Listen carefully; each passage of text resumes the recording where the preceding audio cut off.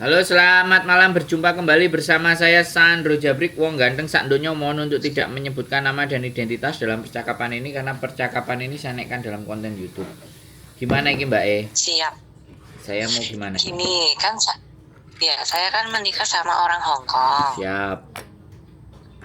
Terus posisi kan masih punya kontrak kerja sama majikan. Siap. Lalu kalau suami saya mau bikin visa buat saya, Siap. itu apakah saya harus notis dulu sama majikanku? Udah, gitu aja. Cuma itu tanyanya. Oke. Samain finishnya kapan?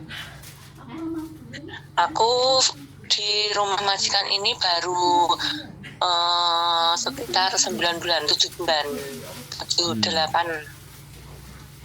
Tapi samain sudah menikah?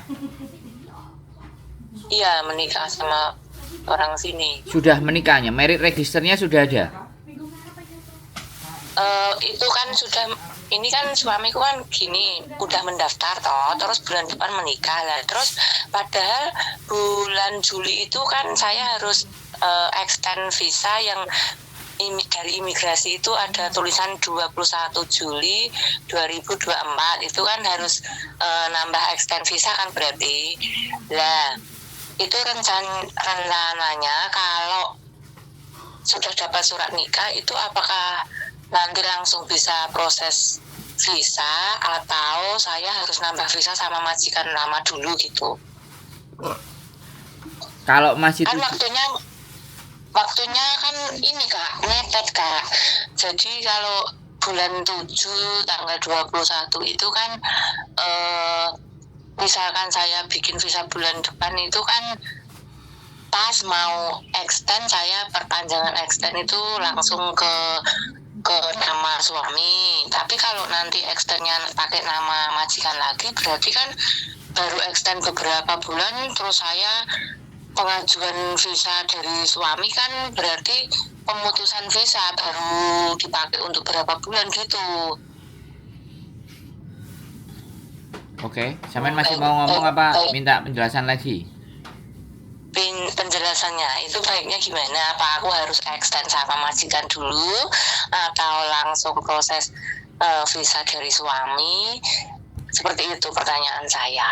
Oke. Makasih Kak. Saya jelasin ya. Jadi step pertama itu jangan keluar dari majikan dulu. Samen harus nikah dulu dan majikan sebaiknya tidak tahu urusan Samen nikah. Oke. Ya, Samen dengerin dulu saya ngomong. Terus yang kedua, setelah menikah itu juga jangan memutuskan kontrak dengan majikan. Kalau sampean masih pingin stay bareng sama suami, masih bisa di Hong Kong. Kalau sampean mau ndang cepet pingin dengan suami, mending sampean break ya. Sampean dijeng suami sampean. Setelah dijeng baru dinikahi. Itu kalau sampean mau kepingin cepet bersama suami. Tapi kalau sampean nggak mau cepet bersama suami dengan proses yang seperti teman-teman, menikah dulu. Setelah menikah sampean tetap dimajikan. Kemudian suami apply dependent visa. Nah, setelah apply dependent visa, kalau semua verifikasinya dan syarat-syaratnya sudah beres, aman, dan suami sampean juga memenuhi syarat, maka visa dependent sampean itu bisa keluar. Maka sampean akan disurati oleh imigrasi di rumah majikan untuk change visa. Jadi visa domestic helper menjadi dependent visa. Nah, dari situ enak sampean memutuskannya one more notice bulan depan lagi, baru sampean keluar dari tempat majikan. Oh, ya gitu. Jadi setelah saya jelasin dulu, Mbak. Saya ngomong dulu ya, oke? Kan sampean mau minta penjelasan, ya. Kalau sampean mau buru-buru, pingin cepet tinggal sama suami ya sampean break kontrak, pulang Indonesia, urus visa atau pulang ke Makau atau keluar ke Makau, urus visa keluar sama suami, baru itu semuanya akan jauh lebih aman kalau sampean mau cepet-cepet sama suami. Makanya tanya sama suaminya, gitu loh. Jadi kalau teman-teman semuanya tak suruh rundingan sama suaminya, gitu loh. Ya memang keluar uangnya jauh lebih banyak karena harus ngeceng sampean. Tapi kalau sampean nggak mau keluar uang lebih banyak ya baik-baik di rumah majikan. Jadi seperti itu ceritanya. Itu cepat sekali visanya. Kalau suami ini sudah sangat memenuhi syarat. 2 bulan itu maksimal. Jadi dari sampean menikah, setelah jadwal menikah, kemudian apply dependent visa. Nah, untuk sampean menikah pun itu juga prosesnya tidak terlalu cepat kalau sampean tidak menggunakan pengacara. Karena waktu, jam, dan tanggal itu pasti ditentukan oleh merit register. Mana slot kosong. Jadi pertama sampean menikah itu sampean harus punya syarat, ya kan? Kalau syaratnya sampean sudah ngerti ya sudah. Nah, apply ke merit register itu paling cepat dari sampean hari ini booking itu 2 minggu paling cepat. Kalau sampean bisa dapat 2 minggu itu berarti sampean cepat. Nah, kalau cepat-cepat itu biasanya merit registernya bisa di Satin atau bisa di Dunmun. Itu cepat. Tapi kalau sampean di Simsa Coy atau Admiralty biasanya schedule-nya lumayan padat. Jadi seperti itu. Jadi setelah 2 minggu appointment sampean tinggal datang, verifikasi data. Kalau menikah yang dibutuhkan KTP, paspor, sama kalau sampean pernah menikah surat cerai. Kalau sampean belum pernah menikah berarti surat keterangan belum menikah dari KUA dan surat izin dari orang tua itu semuanya ditranslate dalam bahasa Inggris. Kalau dari versi Indonesia. Nah, itu syarat untuk menikahnya. Kalau suami sampean ya KTP, paspor, sama kalau dia sudah pernah menikah ya surat cerai. Nah, itu syarat menikah. Dan sederhana sekali. Nah, setelah itu pegang merit register. Nah, setelah pegang merit register untuk apply dependent, syarat untuk sampean itu KTP, KK, akte, dan surat cerai tadi atau surat izin orang tuanya semuanya harus ditranslate dalam bahasa Inggris. Plus semua data harus sama dengan paspor dan KTP. Itu kalau buat sampean. Ya, setelah itu udah aman. Kalau buat suami income proof, address proof, tidak punya hutang, ada tabungan, ada semuanya menjelaskan data bahwa suami sampean itu layak bisa menjamin sampean. Nah, ketika itu apply di imigrasi, baru kita tunggu. Setelah masukkan dokumennya, submit, habis itu 2 minggu berikutnya akan diinformasikan datanya kurang apa saja. Nah, setelah 2 minggu ternyata lengkap, tidak ada surat, berarti lengkap. Kalau udah lengkap tinggal ditunggu aja. Paling cepat bisa 3 minggu sampai 1 bulan. Tapi kalau paling lama ya 2 bulan, 60 hari kerja. 1,5 bulan, makanya saya bilangnya 2 bulan. Jadi proses sampean dari menikah sampai dependent visa itu masih bisa terhitung 3 sampai 4 bulan. Nah, kalau udah nggak tahan di tempat majikan ya sudah. Calon suami sampean, jeng sampean kelar itu semuanya urusan, semuanya nggak akan ada jadi persoalan. Begitu ceritanya. Wes. Sampean mau nanya apa lagi?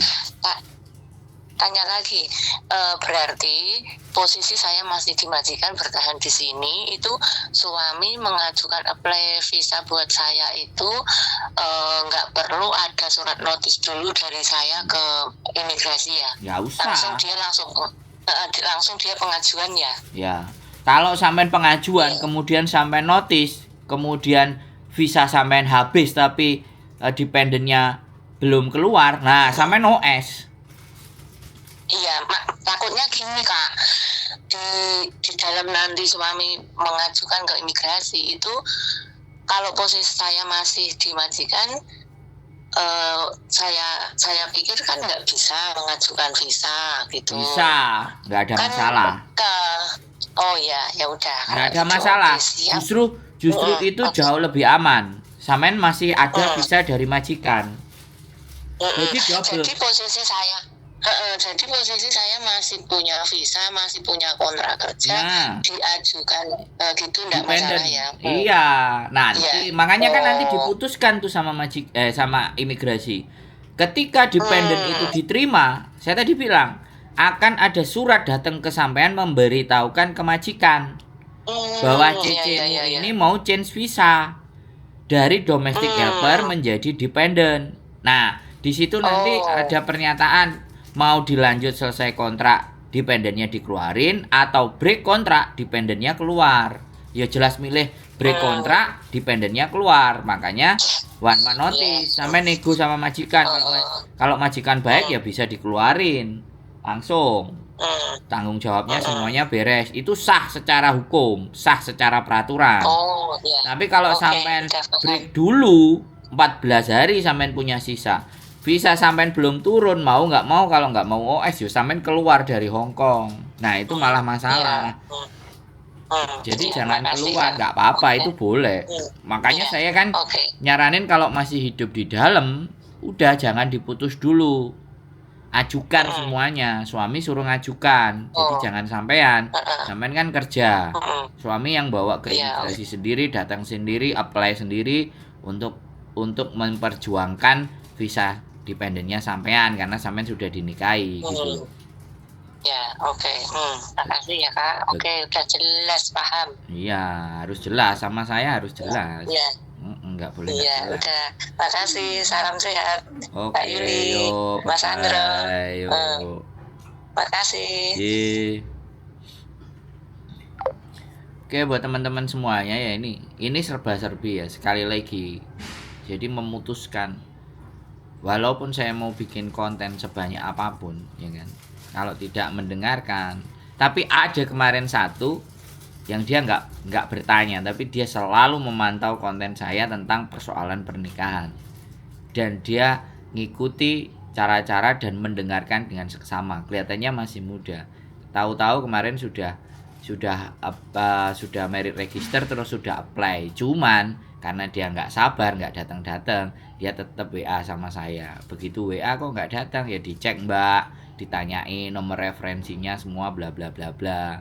Terus tahu-tahu habis kayak gitu, baru visanya dia turun, terus WA, makasih ya mas, saya nggak minta bantuan, saya cuman nontonin konten sampean, alhamdulillah visa dependent saya keluar. Nah kan keren, berarti memang tidak ada masalah dan dia mau berpikir, itu aja. Tapi bukan berarti yang tanya itu nggak mau mikir. Biasanya yang nanya itu nggak nonton kontennya, nggak perhatikan, maunya langsung nanya. It's okay, fine. Itu aja, tetap semangat. Semakin banyak yang punya KTP residen, keren semuanya. Keep stay tune my YouTube channel and see you next video. Bye bye.